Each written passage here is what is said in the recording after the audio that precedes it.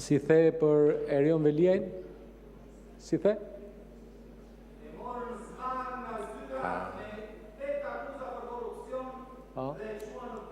Po Erioni si thonë të Erioni për ty?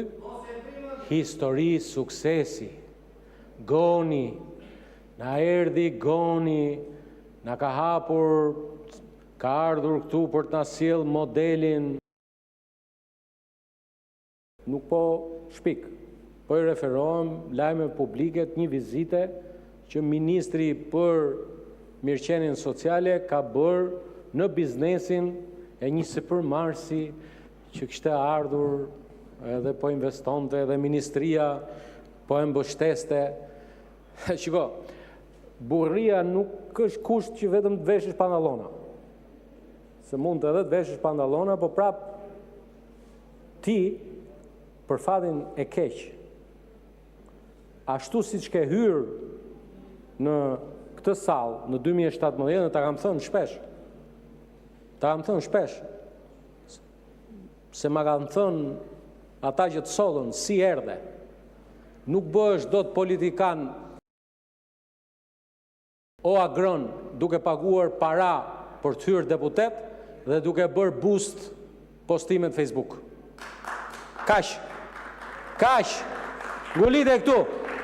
Ngele duke paguar lekët ditë për ditë aty. Je politikani që paguan më shumë lek për të bërë shere dhe booste faqen tënde. Shko, a lek gjaku, a manër ti, se ti s'ke faj se ti lek gjaku i ke, se je i vetmi porta borsa që paguash me lek me buxhet shteti. Tani, kalojmë në gjëra, kam drejtë o Jozefin këtu, mos unë zeftë të ditësh, se e kisha për Lulin. Kjo pjesa replikës, zonja drejtuese Sanë, 2 minutë që më takon për replikën me zotrin. Tani kalojmë tek gjërat që na sjell populli të flasim. Si fillim, do kërkoja edhe mbështetjen e secilit për jush këtu. Do kisha dashur shumë të ishte edhe ministrja, po për arsye objektive nuk është. Dhe ja kam thënë që t'jem korrekt me veten, me njerëzit që më ndjekin.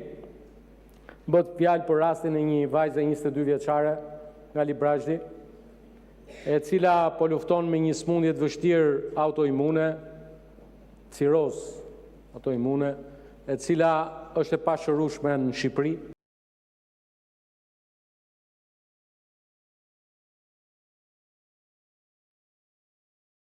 Duhet i pranojmë, nuk i kemi gjitha kapacitetet që ta bëjmë një gjë të tillë.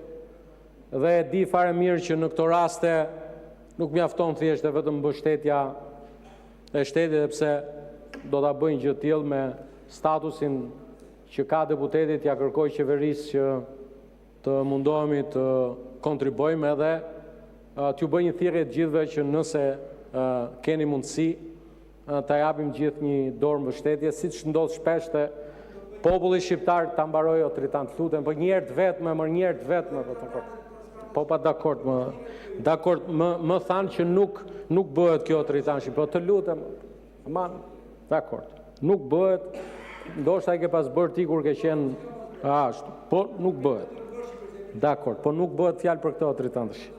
Megjithatë, është diçka që është e vështirë, më thonë që nuk bëhet këtu dhe solidariteti në këto raste vlen për gjithë. Vlen për atë vajzë të shkëlqyer që ka nevojë për mbështetje dhe na vlen gjithëve. Tjetra që ka të bëjë me ligjin për cilin, dy ligjet për cilat jemi mbledhur.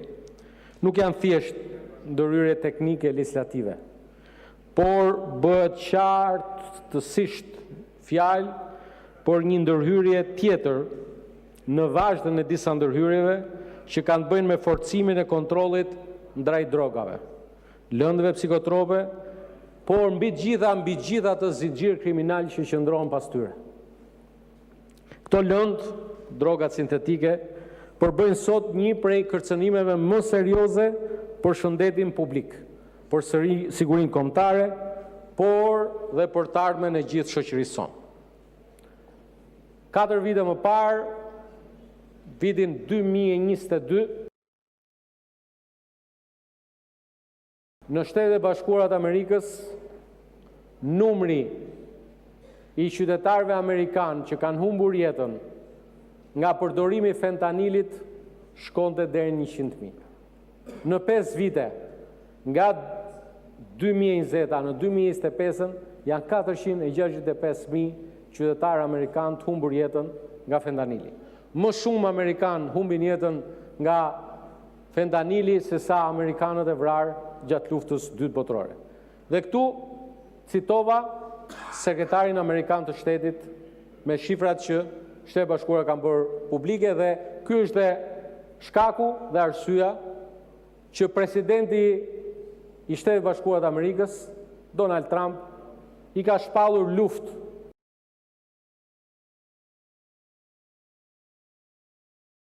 karteleve, i ka shpallur luftë edhe të gjitha atyre vendeve të cilët me vëmendje apo pa vëmendjen e tyre furnizojnë prodhuesit e këtyre drogave, me lëndën e parë, me lëndët psikotrope, që të na kuptojë dhe qytetarët për çfarë janë mbledhur përfaqësuesit e popullit sot për diskutuar. Jemi mbledhur për diskutuar për një prej çështjeve që është sot shqetësim global. Se si drogat sintetike janë vrasësit më të mëdhenj të jetës së të rinjve dhe të qytetarëve mbar globin. Shqipëria është prej vitit 2024 antare e koalicionit global kundër drogave sintetike. Një antarësim që na vendos në përgjegjësitë e koordinimit të përbashkët me Shtetet e Bashkuara të Amerikës dhe me të gjithë aktorët e tjerë në sfidat që na presin. Unë besoj shumë që opozita sot do t'i votojë këto 2 projekt ligje. Sepse janë ndër ato raste kur vendimarrja jote mund të shpëtojë jetë. Ku ndalimi i përdorimit të këtyre apo i qarkullimit të tyre apo hyrjes në Republikën e Shqipërisë të këtyre lëndëve, sikurse jo vetëm në Shqipëri, po mbar Europën, Amerikën e Veriut, është e njëjta qasje.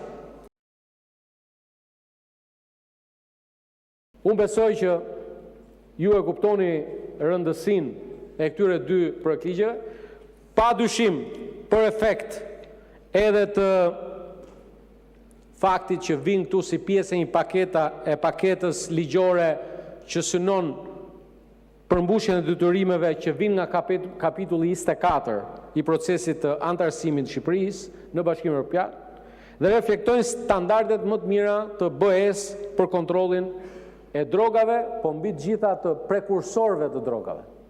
Pra, droga ka prekursor të cilët duhen parandaluar. Zonja e zotrinj deputet, ndërsa flasim për drogat, e dim fare mirë që ajo pjesë e shoqërisë që është më vulnerabil në këtë aspekt janë të rinjt, janë fëmijët. Dhe e kam thënë dhe vazhdoj ta them, pavarësisht pozicionit që mbaj, qoftë në qeveri, qoftë këtu në kryet grupit parlamentar të Partisë Socialiste, është detyrim i Ministrisë së Arsimit, është detyrim i Ministrisë së Brendshme dhe i gjithë aktorëve tjerë që të rrisim sigurinë brenda perimetrit të shkollave. Një prej kërcënimeve më të mëdha të rinisë kudo në botë edhe në Shqipëri janë pikërisht rënja në graskën e shpërndarësve të lëndëve narkotike. Dhe lëndët narkotike janë të shumtma, nuk është thjesht vetëm droga tradicionale që njohim që është vrasëse, po janë dhe këto lëndë të cilat sot me ligj të Kuvendit të Shqipërisë shpallen të palishme. E në këtë aspekt, në kuadër të kësaj sigurisë në shkolla,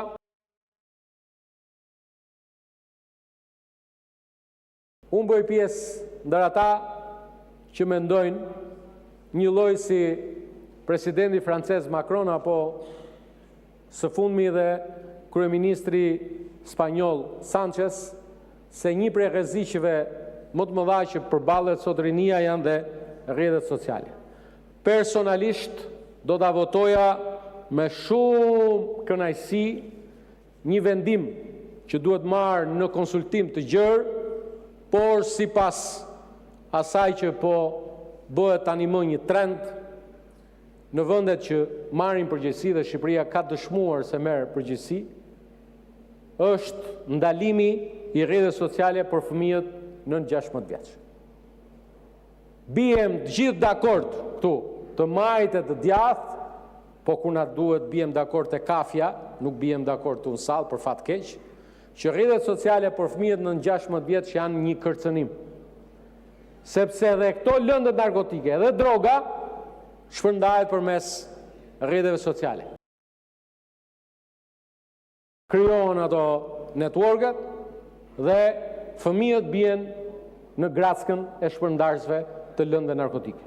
Unë mendoj që asgjë nuk kanë për të humbur të fëmijët të rinj nën 16 vjeç në Shqipëri, nëse ne i krijojmë një mburoj të aksesit në gjithë atë vulgaritet, gjithë atë kriminalitet që u shfaqet në çdo moment para syve, ndërsa sapo hyn në një rrjet social.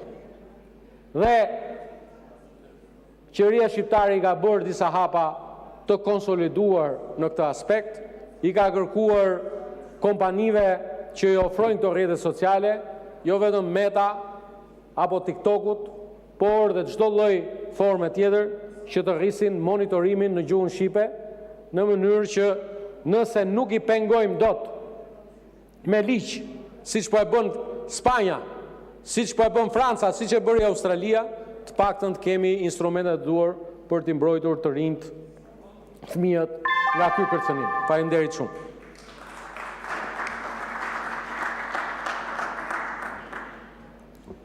Me këtë diskutim mbyllet